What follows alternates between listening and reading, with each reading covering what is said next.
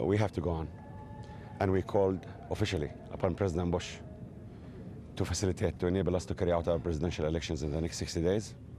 We called upon the European Union, the Russians, the UN, and all in the world to stand shoulder to shoulder with us in order to enable the Palestinian people to carry out their presidential elections.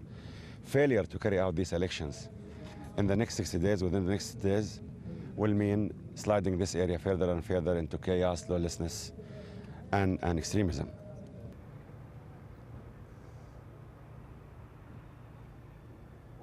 I think it's time for President Bush and the international community to get an answer from Israel, from the Israeli government. Are you willing to go with the peace process? Do you know the requirements of peace require you to withdraw to the 67 borders, including East Jerusalem? If Israel's answer is no, and if we bring Mother Teresa to be the president of the Palestinian Authority, Martin Luther King to be the prime minister, Mahatma Gandhi to be the chief negotiator, and Nelson Mandela to be the speaker of the House, the Israeli government will link them to terrorism very soon, and this will be echoed in Washington.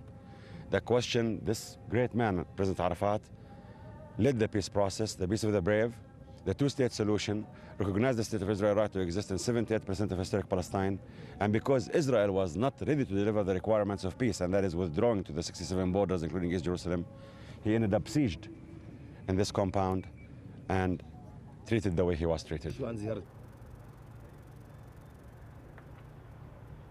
Merci, France.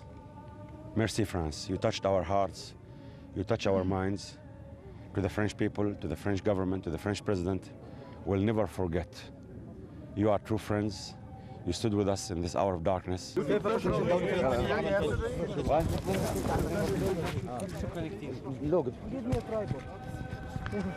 tripod.